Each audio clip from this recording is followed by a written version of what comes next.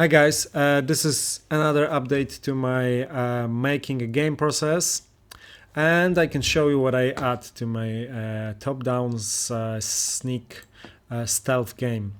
So I add camera movement. So when my cursor is close to the edge, the camera moves, but when it's not very close, it moves slowly. When it's really close, it moves faster. That's my idea to do it. I need to experiment with that. I'm not sure if that's gonna work. Obviously, I have also with scroll, I can move the camera in Z-axis. But the problem with this, at least for now, is when I, for example, want to stop the game, or if I want to play the game, yeah, it's racked like this, which is not the best way, but it's only for process of making the game, I hope. There's gonna be obviously a widget and menus on the UI on the screen, but I think I'm gonna put them in the corners, and you can still move the camera and place the cursor close to the edge, but on the middle of the screen.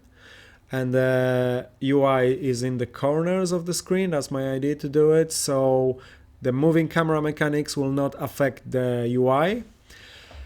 I add some nice features to my enemies for the level designers. I'm not gonna make a level design because I'm not very good at it. But I love to make those mechanics for level designers, so I can invent like enemy abilities or character abilities and make mechanics for it and give it to the level designer and make it have some fun and make something awesome with it. So, but I add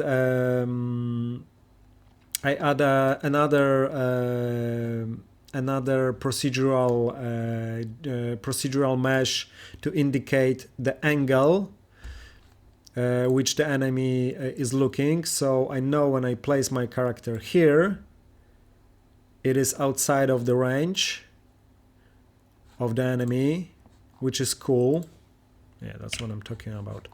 And when I make this, the rotation's gonna be, the angle gonna be wider, it's gonna spot me. So yeah, I can also change the direction, so I can move from left to right or from right to left, and I have different ways of enemy behavior, so you can stand and rotating between one angle and another angle. It can also rotate around all the way around. He can also walk from place to place, but I didn't do that yet. And he can also walk and stand in the place. So that's gonna be next thing I'm gonna work. And yeah, I can show you the full rotating mode, which is yeah, just like that. And one cool thing I add is if he's rotating from angle to angle and maybe his angle is not so wide. In terms of gameplay, I add nice ability to my character, so he can throw a stone, and if I press right mouse button, I can select the spot when he throws the stone, and then I can press left mouse button. I heard something. And he throws the stone. It's probably nothing. Yeah, so I can distract him. What was that? And I can sneak here. Ah, my ears are playing with me. And I even record some voiceovers. I hire a very good actor to do it. And yeah, that's all for this. Oh, many people ask me for the tutorial how to make this field of view. Well, I don't want to make a tutorial of it because this is a pretty hacky mechanics, and it works like this. I can show you. Let me show you how to do it, how I did it. So yeah, you need to see it in the game. So there are line traces that you can see now. I can make him move slower.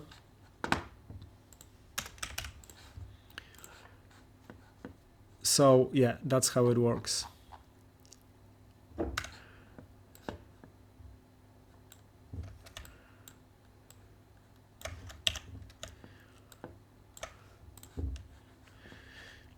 Yeah, so as you can see, that's how it works. It works nice because previously I have like 100 line traces. When it has 100 line traces, you can see this is very dense, and now it looks okay, but it's still flickering when you switch between line trace and line trace. It isn't as smooth, and it's horribly inefficient because I spawn these line traces on tick and with loop. So I spawn on every tick 100 line traces on every enemy. So you have, if I have like 20 enemies in the game, it's gonna be impossible to use this mechanic. So I'm not sure if I want to show this way because this is really an inefficient way. But this is pretty simple way to do it, and if you really want to know how I did it, write me in the comments. And if you have any suggestions, any ideas about the game, please write me in the comments. And that's all for now. Thanks for watching, and see you next time.